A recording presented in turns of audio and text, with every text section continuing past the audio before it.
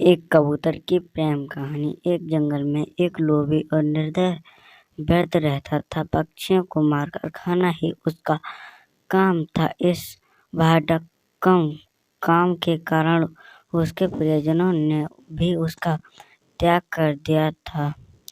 तब से वह अकेला ही हाथ में जाल और लाठी लेकर जंगलों में पक्षियों को शिकार के लिए घुमा करता था। एक दिन उसके जाल में एक कबूतरी फंस गई। उसे लेकर जब वह अपनी कुटिया की ओर चला तो आकाश बादलों से घिरा गया। मूसलाधार वर्षा होने लगी। सर्दी से ठिठुरकर व्यर्थ आचार्य की खोज करने लगा। थोड़ी दूर पर एक पीपल का वृक्ष था। उसके खोल के गूंजते हुए उसने कहा, यहाँ जो भी रहता है मैं उसकी शरण में जाता हूँ। इस समय जो मेरी सहायता करेगा उसका जन्म भाव ऋणी रहूँगा। उस खोल में वही कबूतर रहता था जिसकी पत्नी को व्यर्थ ने जाल में फांसा था। कबूतर उस समय पत्नी के वियोग से दुखी होकर विलाप कर रहा था। पति को परंतु पाकर कबूतरी का मन आनंद से नाच उठा। उसने मन ही मन सोचा, मैंने धन्य भाग्य और जो ऐसा प्रेमी पति मिला है। पति का प्रेम ही पत्नी का जीवन है। पति की प्रशंसा से ही स्त्री जीवन सफल होता है। मेरा जीवन सफल हुआ। यह विचार कर वह पत्नी से बोली, पतिदेव मैं तुम्हारे सामने हूँ। इस विद्या ने मुझे बांध लिया है। यहाँ मेरे पुराने कर्मों का फल है। हम आपको कर्मफल से ही दुख भोगते हैं। मेरे बंधन की निष्ठा छोड़कर तुम इस समय अपने शरणगत अतिथि की सेवा करो। जो जीव अपने अतिथि का सत्याग नहीं कर सकते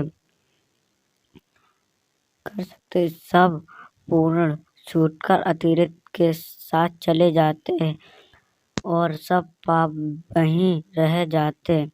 पत्नी की बात सुनकर कबूतर ने व्यर्थ से कहा, चिंता ना करो बंदे, इस घर को भी अपना ही जानो। कहो मैं तुम्हारी कौन सी सेवा कर सकता हूँ। व्यर्थ मुझे सारी सता रही है, इसका उपाय कर दो। कबूतर ने लकड़ियों इकट्ठी करने जाल दी और कहा, तुम आग से कर सर्दी दूर कर लो।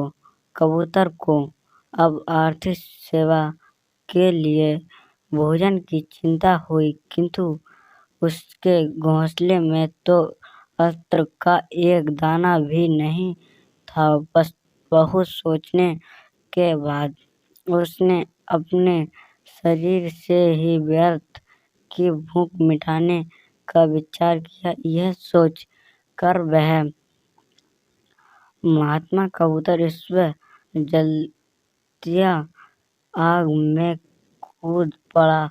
अपने शरीर का बलिदान करने भी उसने व्याध के तर्पण करने का प्रण पूरा किया।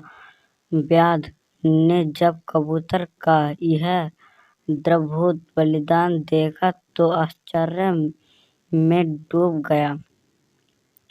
उसकी आत्मा उद्वेग कर विलाप करने लगी।